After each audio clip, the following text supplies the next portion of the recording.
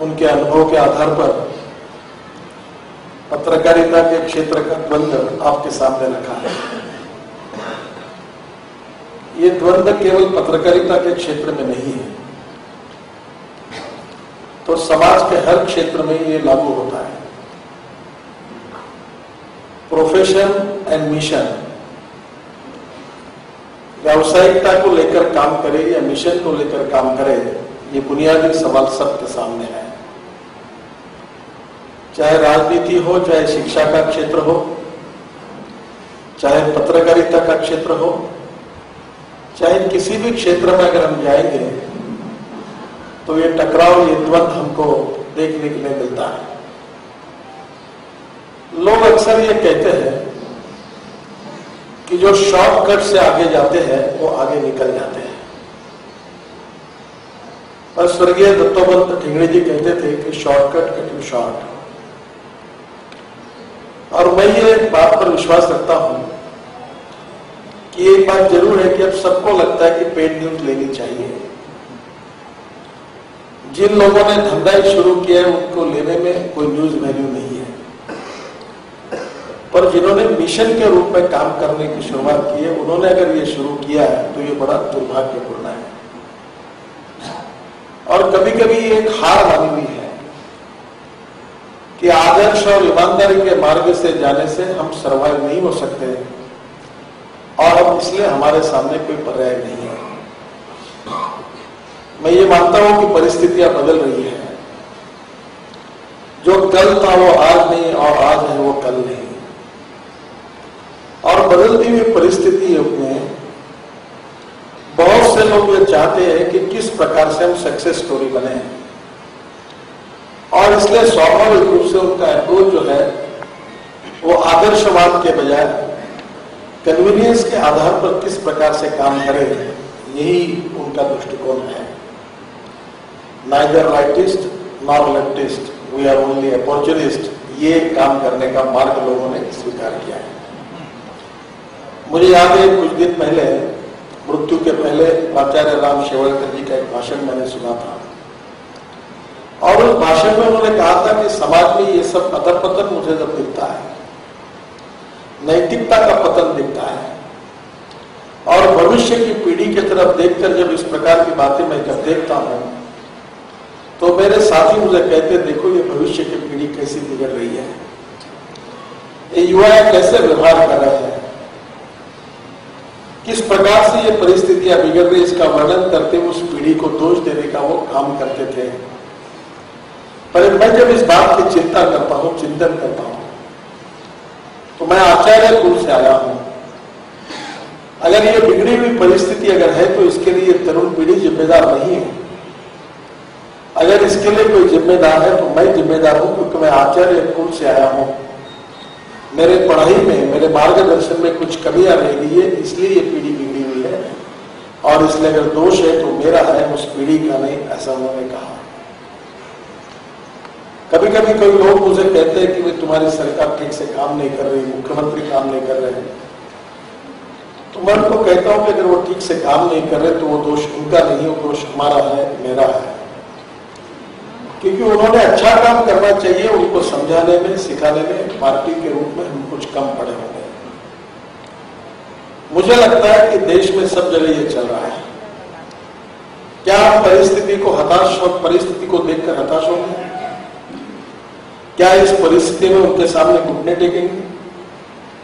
क्या हम हमारी पराभूत नजर से हमारे आदर्शवाद को समाप्त करके उस प्रवाह में शामिल हो जाएंगे? मैं ये मानता हूं कि ये सच्चाई नहीं है। ये भी सच है कि ग्लैमर, सेक्स, एक्सपोजर जो होगा, वायलेंस होगा, उसकी फिल्म चलती है, और अच्छी भी फिल्म चलती है। मैं स्टार टीवी के प्राइज डिस्ट्रीब्यूशन में मुंबई में कुछ दिन पहले था, तो आमिर खान मेरे साथ थे, तो मैं उनसे कह रहा था कि पीपली लाइव बड़ी पसंद आई, बहुत अच्छी फिल्म थी। उसमें कोई डांस नहीं था, सेक्स नहीं था, वायलेंस नहीं था, वो चली। गुलजार की कितनी अच्छी फिल्म चली। आनंद सिनेमा आया था, मैंने 3 बार 4 बार देखा था, उसमें तो कोई सेक्स नहीं था, कोई वायलेंस नहीं था। आज भी समाज में अच्छाई की कदर करने वाले लोग हैं, गुणवत्ता की कदर करने वाले लोग हैं। शायद उस गुणवत्ता को उस कसौटी पर पहुंचाने में कुछ कमी हुई है, और इसलिए पहली बात ये मानता हूं कि इसके साथ शर्म होने की आवश्यकता नहीं है। मैं अक्सर एक बात याद रखता हूं जो रिचर्ड डिक्सन के आत्मचरित्र में उन्होंने लिखी थी, the man is not finish when is defeated but is finish when he quits. व्यक्ति कभी युद्ध में हारने के बाद समाप्त नहीं होता, जब युद्ध भूमि को छोड़कर भाग जाता है तो वो समाप्त होता है। हम इसको बदल सकते हैं और बदलने की हमारी क्षमता है, और बदलना हमारा मिशन है, और बदलने के बाद ये मिशन भी व्यावसायिक रूप से भी हम सक्सेसफुल करेंगे। ये हमको सिद्ध करके दिखाना है, ये दिखा सकते हैं, ये दिखाने की क्षमता हमारे बीच में है। बहुत एडवर्टाइजमेंट हम लेते हैं, मुझे लगता है रेट 3 गुना 4 गुना बढ़ा देना चाहिए, कम एडवर्टाइजमेंट लेनी चाहिए, कागज अच्छा यूज करना चाहिए, प्रोफेशनल में व्यावसायिकता चाहिए। मैं जब हमारे देश में और विदेशों में जाता हूं तो हर जगह पर देखकर मैं बड़ा हताश होता हूं कि ऐसा क्यों हॉल बना है, ऐसे क्यों पंखे लगे हैं, ऐसे क्यों इलेक्ट्रिक फिटिंग है, क्योंकि पार एक्सेलेंस गुड क्वालिटी हमारा आग्रह नहीं है। छोटी छोटी बातों में दुनिया में जो लोग बड़े हैं उनका छोटी छोटी बातों के लिए आग्रह होता है, क्वालिटेटिव अप्रोच होता है। और ये बात सही है कि आखिरी में जो सच है उसका विजय होने वाला है, it will take some time. और इसलिए जितनी अच्छी गुणवत्ता आपकी होगी उतना मैगजीन लोग खरीद करेंगे, जितने अच्छे लेख होंगे लोग निश्चित रूप से लेंगे। अगर आपका मैगजीन नहीं चलता है इसलिए अब तो लोग बिगड़ गए हैं, उनको तो हीरोइन का पिक्चर ही चाहिए, उसके सिवा कोई लेते नहीं, ऐसा कहकर अपने पराजय को समाधान के रूप में कन्वर्ट मत। ये समझिए कि आप अच्छी बात करो, इसमें कुछ कमी है, इसलिए अभी तक वो पहुंची नहीं है।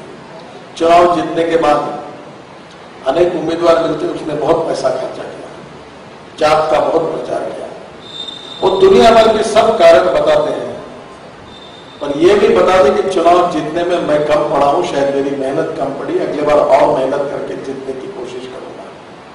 ये नहीं करते, बहुत बातों की चर्चा होती है, और मीडिया में तो प्रोफेशनल आए ही, उनको न्यूज में इंटरेस्ट है।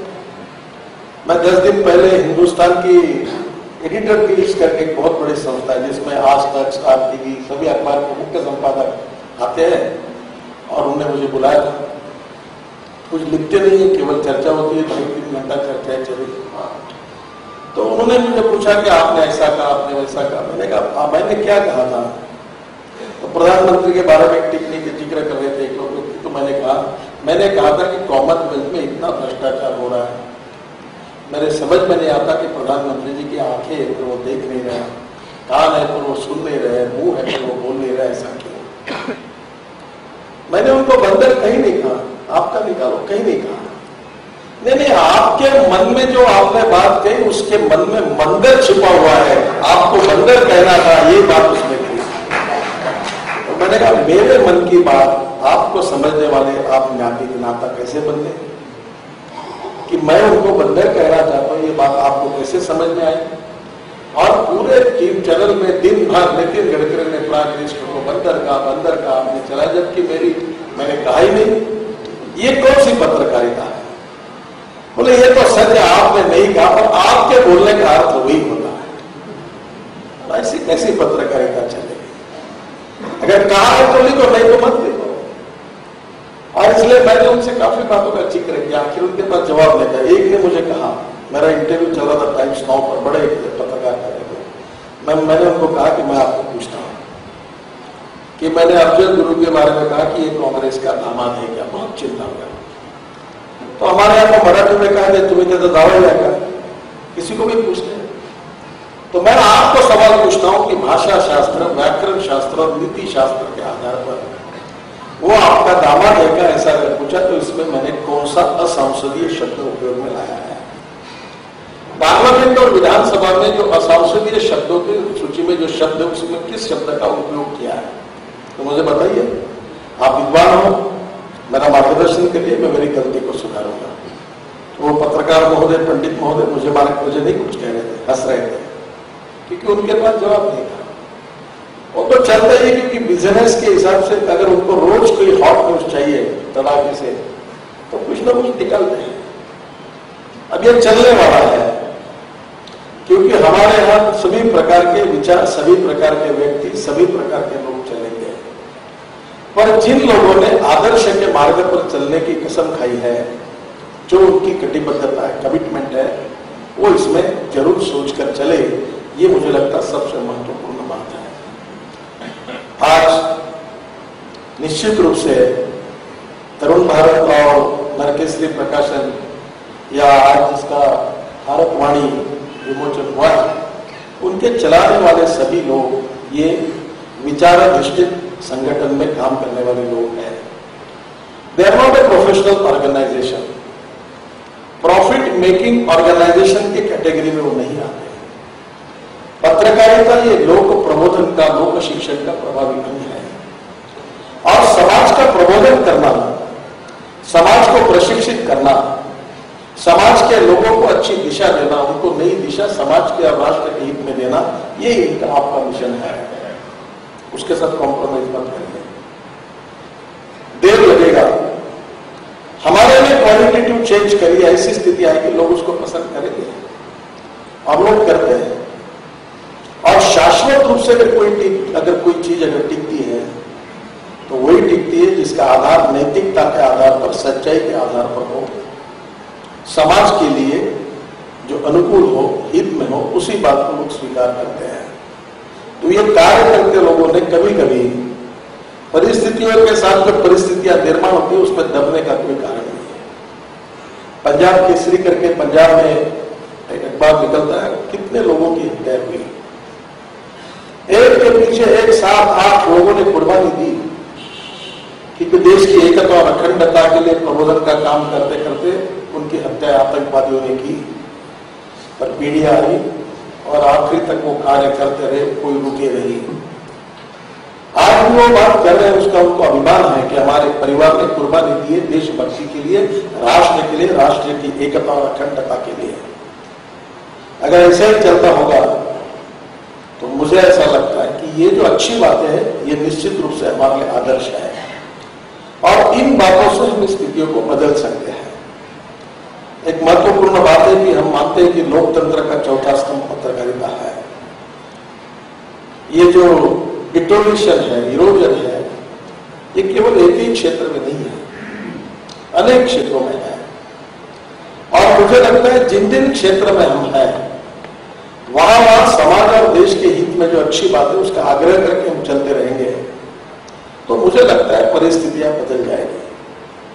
और परिस्थितियां बदलने की क्षमता हमारे सभी संचालक मंडली और संपादक के जो लोग हैं उनमें है।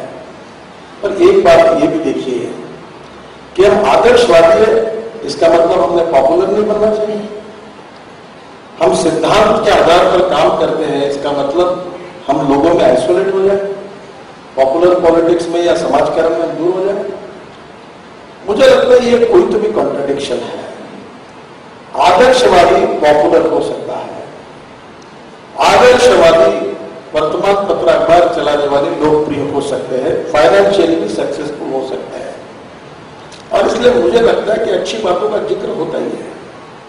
मैं कल चित्रकूट में था, स्वर्गीय नानाजी देशमुख जी ने इतना अच्छा काम किया है कि वहां फॉरेन से, फ्रांस से आए हुए 3 डॉक्टर मुझे मिले, और वो डॉक्टर वहां आकर रुग्णों की सेवा कर रहे थे। और वहां से उन्होंने पेरिस से आए थे, कुछ और फ्रांस के एरिया से आए थे, मैं उनसे बात कर रहा था।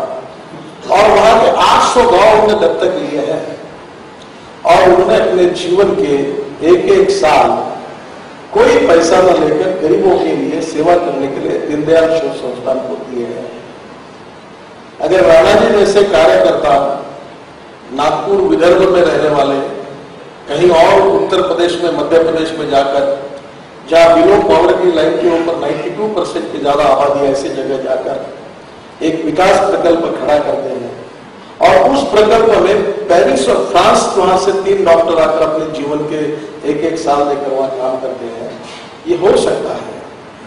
तो हमारे में से लोग उसमें क्यों नहीं जा सकते? आवश्यकता, हमने कभी कोशिश नहीं की। मुझे भी पता नहीं था कि हमारे में से कितने कार्यकर्ताओं ने इस प्रकल्प को भेज दिया। कितने लोग वहां जाकर देख कर आए हैं। जब अच्छा देखेंगे नहीं, अच्छा सुनेंगे नहीं, तब अच्छा करने की प्रेरणा कहां से मिलेगी? कमी हमारी है। हम जब आग्रह करेंगे कि आप जाओ वहां देखो ऐसा काम चल रहा है, 800 गांवों की स्थिति बदल गई, लोगों को रोजगार बढ़ा, बिलो पॉवर्टी लाइन से लोग ऊपर आ गए, पानी ऊपर आ गया जमीन के ऊपर, इरिगेशन बढ़ा, गरीबी दूर हुई, ये जब कोई देखेगा तो लगेगा नहीं ये हो सकता है। और हो सकता है तो उसको देखकर 4 लोगों को लगेगा कि मैं भी छोटा बहुत कुछ काम करूंगा। इंस्पायरेशन और मोटिवेशन मिल सकता है। एक ने सही कहा है कि आज अड़चन ये है कि जिनके पैर पकड़ने चाहिए ऐसे पैर मुश्किल से दिखते हैं, पर वो है, वो नहीं है, ऐसा नहीं है। No one is perfect and no one can claim that he is perfect. उत्तम, अधिक उत्तम, सर्वोत्तम ऑफ इन्फिनिटी। पूर्णांक कोई नहीं हो सकता। कमियां कहीं ना कहीं होगी। जो अच्छाई है उसको स्वीकारना चाहिए और बुराई है उसको छोड़ देना चाहिए, तो ही हम लोग आगे जा सकते हैं। और जिसमें जो अच्छाई लगती है वो समझ में नहीं आती।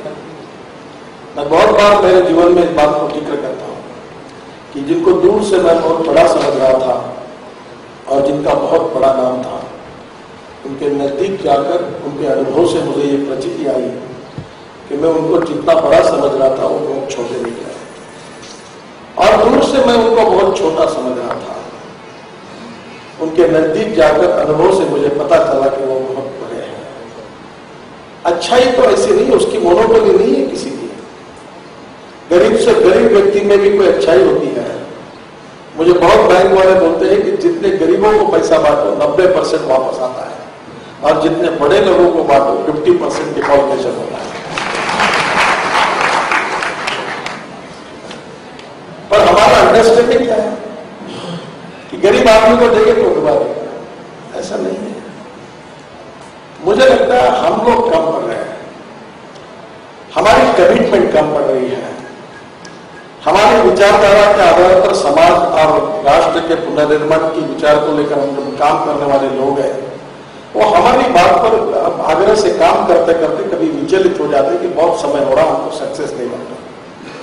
मुझे पूरा विश्वास है कि इस अप्रोच से जाने में अंतिमता सक्सेस ही है, यश मिलने वाला है। और ये यश पत्रकारिता के क्षेत्र में तरुण भारत और भारतवाणी को भी मिल सकता है, और उसके लिए कुछ मैनेजर प्रबंधनों में भी सुधार करिए। मैं इलेक्ट्रिकल इंजीनियर नहीं हूं, मुझे कुछ नहीं समझता इलेक्ट्रिकल इंजीनियरिंग का, पर बेस्ट ऑफ द इंजीनियर जो चीफ इंजीनियर से लेकर रिटायरमेंट से 200 इंजीनियर्स मेरे साथ काम करते हैं। मुझे कोई इंजीनियरिंग का समझता नहीं, कंक्रीट का मुझे बिल्कुल नहीं समझता। मैंने खुद का घर बनाते समय मैं फेल हुआ हूं। तो 12 था हमारा, तो मैं नीचे में किचन बड़ा बनाने के इसमें बेडरूम में पिलर निकल गया। पर दुनिया में कंक्रीट का काम हिंदुस्तान में लिम्का बुक ऑफ रिकॉर्ड में मेरा नाम लिखा गया कि number 1% in concrete. The ground reality is I don't know anything about concrete. ना स्ट्रक्चरल इंजीनियरिंग को मैं समझता हूँ, ना कंक्रीट को समझता हूँ। But there is a misimpression in the mind of the people. नहीं, he is a very expert man in construction. मैं बोलता हूँ मुझे नहीं समझता। पीडब्ल्यू के बड़े बड़े इंजीनियर डरते थे कि वो ये बहुत मालूम है, कोड मालूम है, ये सब इनको सब बातें मालूम है।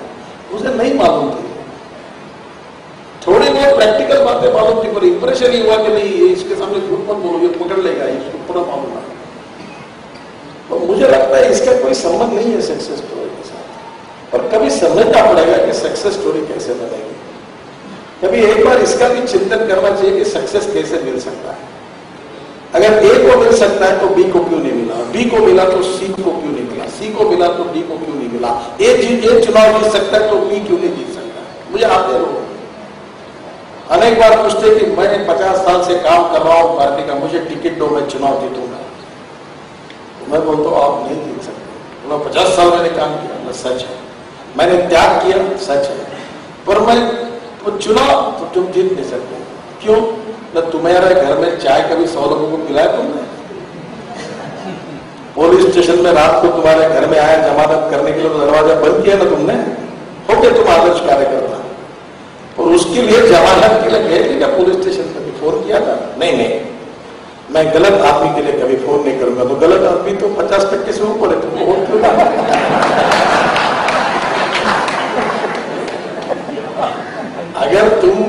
बातें करते हो और उसके साथ अगर तुम नहीं जुड़े तो कैसे होगा?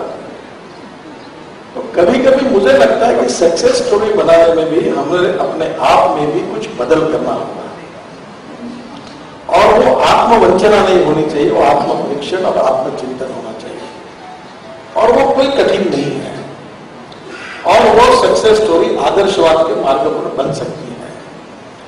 और ये संघर्ष समाज के सभी क्षेत्रों में चल रहा है, ये चलता रहेगा। हमारे उसूल, हमारे सिद्धांत, हमारी नीतियां, हमारे जीवन दृष्टिकोण, इनके साथ कोई कॉम्प्रोमाइज करने की आवश्यकता नहीं है, क्योंकि इसी मार्ग से अंतिमतः समाज और देश का हित होगा और हम राष्ट्र का पुनर्निर्माण करके यशस्वी होंगे। ये हमारा दृढ़ पॉजिटिव विश्वास है। और इसलिए मैं अक्सर में एक बात मुझे बहुत पसंद आई, मैं आपको जरूर बताऊंगा, क्योंकि आज मुझे विशेष रूप से वो कविता की याद आ रही थी।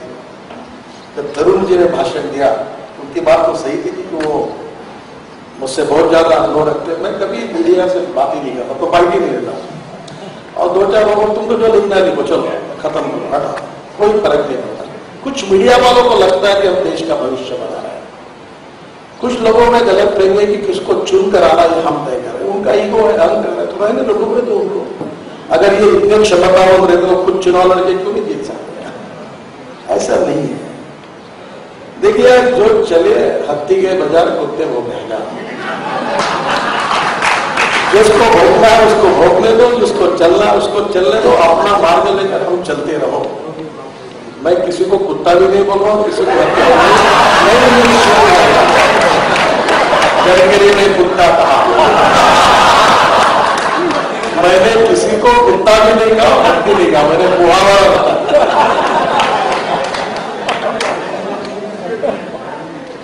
कभी कभी आजकल बड़ा संभल कर बोलना पड़ता है, न बोला हुआ भी छप कर आता है। कभी मुझे तो पहले आदत नहीं थी, पर दिल्ली जाने के बाद अभी एक एक शब्द सोच सोच तुरंत आ जाता है। नितिन गडकरी ने कहा शुरू दिन बार, मैं कहता रहा, मैंने कहा नहीं, कहा तो कहा देखो। मुझे लगता है कि कभी कभी क्या जो चल रहा है उससे विचलित नहीं होना चाहिए। वो गीता सार बहुत अच्छा है, खाली हाथ आए थे खाली हाथ जाना है, क्यों रो रहे हो, तुमको क्या कमाना है, तुम्हारा खाई क्या, कुछ नहीं था तो जा, खाया पिया कुछ नहीं, क्लास पढ़ा, चलते रहो, इतनी चिंता क्यों करते हो? और मुझे लगता है कि चलते रहना चाहिए, और जो हमारे मार्ग पर चल रहे हैं उसी पे चलते रहना चाहिए, और उससे निश्चित रूप से हमारे कर्तव्यों का पालन करते रहे। मुझे विश्वास है कि हम जीत की ओर जाएंगे, हम परिवर्तन करेंगे और देश और समाज को उस दिशा में निश्चित रूप से लेकर जाएंगे। ये तरुण सागर जी की एक कविता मुझे बहुत पसंद आई, और ये बहुत आप जैसे लोगों के लिए बहुत ही महत्वपूर्ण है। एक शाश्वत कथा जिसे साहस कहे या कथा, तालाब किनारे की इमारत में लगी आग, सब तरफ मछली अफरा तफरी और भागम भाग। कुछ लोगों ने आग पर पानी डाला और कुछ लोगों ने आग से घिरे लोगों को बाहर निकाला। सबने किया वो जो था जिसकी पहुंच में। एक चिड़िया भी डाल रही थी पानी भरकर अपनी चोंच में। उसी पेड़ पर रहने वाले कौवे ने कहा, बहन तू तो सुई की नोक से समस्या का ताला खोल रही है और पत्तों की बाढ़ से बाहर खोल रही है। तेरे चोंच में जितना पानी आएगा उससे तो आग का एक शोला भी नहीं बुझ पाएगा। तब चिड़िया ने दिया जवाब एकदम लाजवाब, कहा, भाई मैं तेरा कहना मानती हूँ, चोंच में भरे पानी की क्षमता भी पहचानती हूँ, मगर केवल इतना जानती हूँ, जिस दिन इस घटना का इतिहास लिखा जाएगा मेरा नाम आग